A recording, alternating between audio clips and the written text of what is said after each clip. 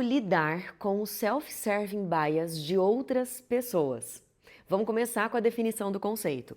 Self-serving bias é basicamente a tendência de explicar o sucesso por causas internas e o fracasso por causas externas. Ou seja, quando algo dá certo, mérito todo meu, e quando algo dá errado, culpa toda sua ou do contexto. E aí o primeiro passo para a gente saber como lidar com isso no outro é a gente entender que isso também existe na gente, porque esse é um mecanismo de funcionamento. Nem todo self-serving é maldade. Ele acontece por 3 motivos principais e entender isso é importante para saber como lidar. Primeiro mecanismo, autoproteção da identidade. A gente tende a proteger o nosso self, as nossas crenças centrais. O segundo mecanismo é o raciocínio motivado.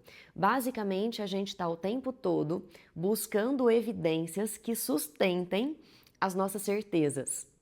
E o terceiro mecanismo envolve a arquitetura neural.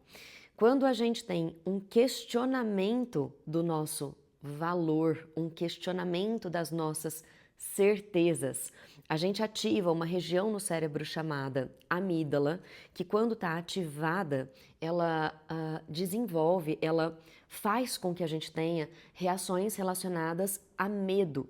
E aí, basicamente, o nosso córtex pré-frontal passa a funcionar na tendência de se defender e não na tendência de revisar crenças. E a gente sabe que isso acontece porque o outro percebe o questionamento como uma redução do próprio valor.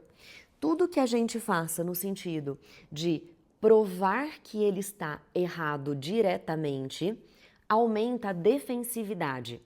Então, a pergunta correta não é como provar que o outro está errado.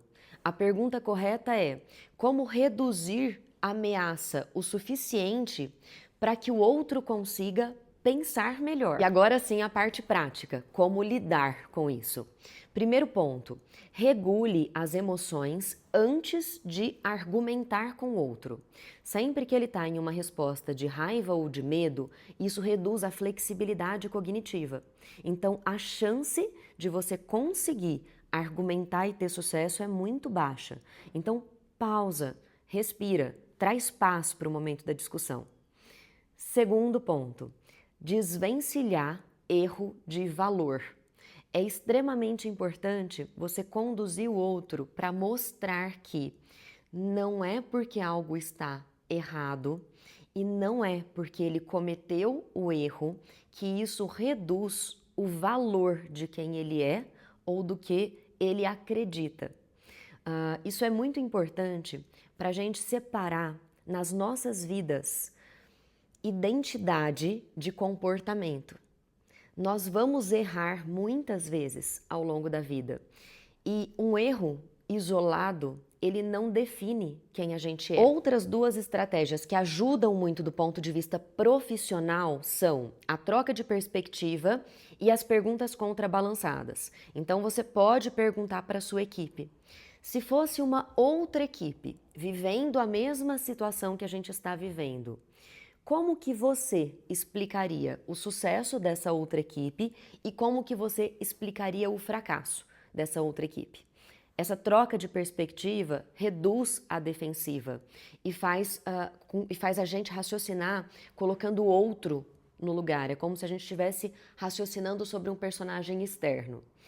E as perguntas contrabalançadas, elas invertem esse viés.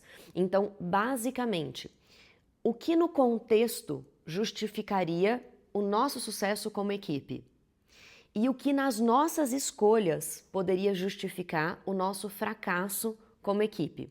Percebe que teve uma inversão do viés? Tanto do ponto de vista de relacionamento quanto do ponto de vista profissional, o objetivo não é provar valor, é mostrar o que funciona. Essa perspectiva nos leva a um lugar em que a gente tem que entender o erro de uma maneira mais flexível.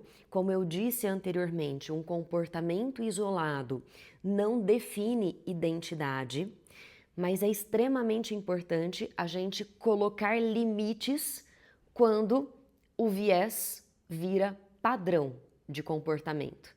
Então, uma coisa é o self-serving bias de maneira isolada, como comportamento isolado. Outra coisa é quando isso vira um padrão de comportamento repetido.